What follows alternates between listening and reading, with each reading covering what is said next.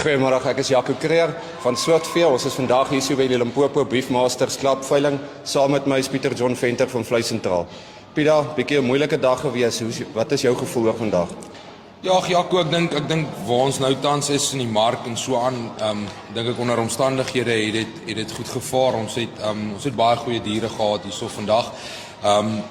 Ons het stoet en kommersiële diere aangebied. Die bulle het so hier by die 50.000, net so rap so oor die 50.000 gemiddeld gevaar. Ons die dragtige verse op stoetkant was so hier in die omgewing van 27-28.000 rand gewees.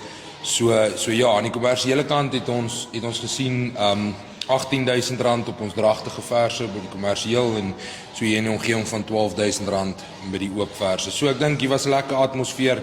Hier was dit 'n lekker klompie mense gewees en so aan.